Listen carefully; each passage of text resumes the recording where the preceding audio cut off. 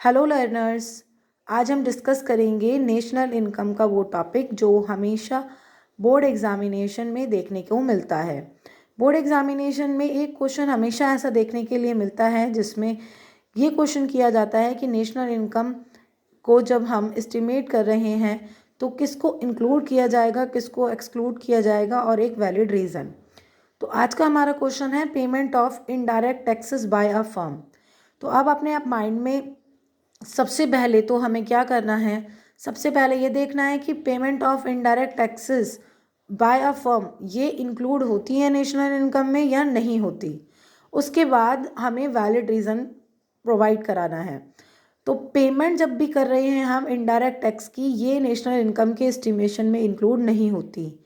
क्यों नहीं होती? क्योंकि इनडायरेक्ट टैक्सेस जो है वो गुड्स और सर्विसेज पर लगाया जाता है, और जब हम गुड्स और सर्विसेज पर इनडायरेक्ट टैक्सेस को लगाते हैं तो इससे जो हमें इनकम गेन हो रही है, इससे हमें कोई डायरेक्ट बेनिफिट गेन नहीं हो रहा, इससे हमें ट्रांसफ़र इनकम या ट्रांसफ़र पेमेंट गेन हो रही है।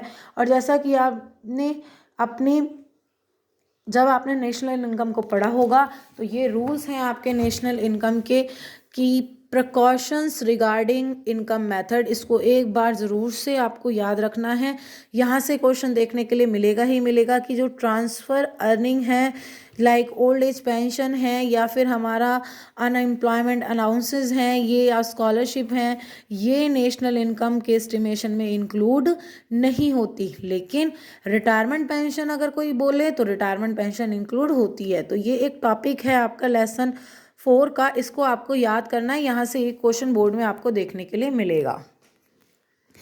अगला क्वेश्चन है हमारा, ये इसमें बोलता है gross domestic product is not the best indicator of economic welfare. मतलब जो हमारा जीडीपी है, अगर हम बात करें जीडीपी और इकोनॉमिक वेलफेयर की, तो जीडीपी एक बेस्ट इंडिकेटर नहीं है।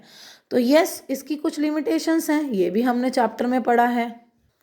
तो बच्चों ये आपका है टॉपिक जीडीपी एंड वेलफेयर, है ना, जिसमें ये बताया गया है कि जब रियल जीडीपी बढ़ती है तो वो ही हमारा इंडेक्स है किसका, वेलफेयर ऑफ पीपल का। वेलफेयर पीपल मेजर किसके करते हैं हम, availability of goods and services पर पर्सन। आप कब कहेंगे कि आपकी कंट्री का वेलफेयर हो रहा है, जब आपको गुड्स और सर्विसेज पर पर्सन अवेलेबल है। ठीक है, अगर रियल जीडीपी इंक्रीज होती है तो हमारा वहाँ पे आउटपुट इंक्रीज होता है, और जब आउटपुट इंक्रीज होगा तो पर पर्सन जो अवेलेबिलिटी है गुड्स और सर्विसेज की वो भी इंक्रीज होगी। इसलिए हम बोल सकते हैं कि रियल जीडीपी के बढ़ने से वेलफेयर बढ़ेगा, यानी कि रियल जीडीपी के इंक्रीज होने से वेलफेयर इंक्रीज होगा। लेकिन इसकी कुछ लिमिटेशंस हैं, और वो लिमिटेशन क्या है कि अगर नॉमिनल जीडीपी बढ़ रही है तो वेलफेयर नहीं होगा। इट मीन्स इनकम प्राइसेस तो बढ़ रहे हैं पर आउटपुट नहीं बढ़ रहा, तो उसको बोलेंगे नॉमिनल जीडीपी बढ़ रही है। तो ऐसी कंडीशन में वेलफेयर इंक्रीज नहीं होगा। तो लिमिटेशंस इसकी डिस्कस कर लेते हैं।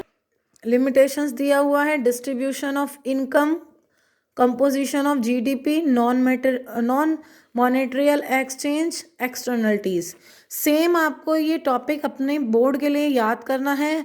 देखिए आपका जो यहाँ हॉट्स दिया हुआ है उसमें भी ये क्वेश्चन दिया हुआ है, ये बहुत ही एक्सपेक्टेड क्वेश्चन है बोर्ड एग्जामिनेशन के लिए।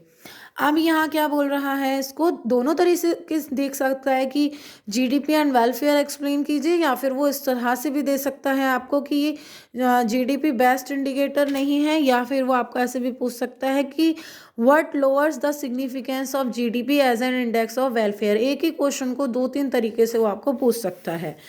तो यहाँ पर हम डिस्कस कर रहे हैं, तो यहाँ हम बता रहे हैं कि आप क्या कर रहे हैं, इस स्टेटमेंट को डिफेंड कर रहे हैं, क्योंकि यहाँ लगाया हुआ है नॉट।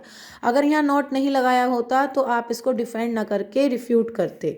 तो यहाँ बताया है चेंजेस प्राइस, मतलब जीडीपी इंक्रीज हुई है, किसकी वजह से इंक्रीज हुई है, आउटपुट बढ़ने की वजह से इंक्रीज नहीं हुई, चेंज प्राइस में चेंज होने की वजह से इंक्रीज हुई है। नॉन, इसीलिए वेलफेयर इंक्रीज नहीं होगा।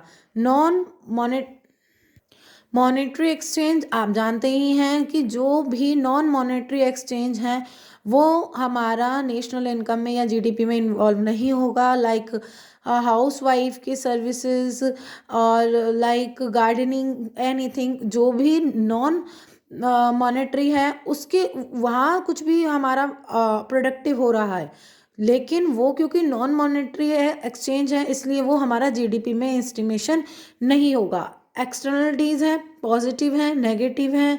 अगर पॉजिटिव एक्सटर्नलिटीज़ हैं, पॉजिटिव और नेगेटिव दोनों ही एक्सटर्नलिटीज़ देखने को मिलती हैं। लाइक अगर कोई भी पब्लिक पार्क यूज़ किया जा रहा है पीपल्स के थ्रू और उनको कोई भी उसके लिए वो पे नहीं कर रहे, और तो भी वो उन पार्क से बेनिफिट हो रहा है, इन्हांस हो रही है क्वालिटी ऑफ लाइफ, तब भी इसको जीडीपी में इंक्लूड नहीं किया जा रहा। या किसी ने इंडस्ट्री बनाई है और पॉल्यूशन वहाँ से हो रहा है और ये एनवायरनमेंट को हार्म कर रहा है, इस चीज़ को भी अगर जीडीपी में इनके एस्टिमेशन में इंक्लूड नहीं किया जा रहा है एक्सटर्नलिटीज़ को और नॉन मॉनेटरी एक्सचेंज को, तो ये क्या हो रहा है, ये GDP does not take account these externalities which also influence economic welfare. ये एक बहुत बड़ी लिमिटेशन है जीडीपी की, जिसकी वजह से जो हमारा इंडेक्स है जिसमें हम ये फाइंड करते हैं कि जीडीपी बढ़ने से वेलफेयर पर क्या इम्पैक्ट पड़ रहा है, तो ये एक बहुत बड़ी लिमिटेशन है जिसकी वजह से जो हमारा डाटा है वो भी करेक्ट देखने को नहीं मिलता।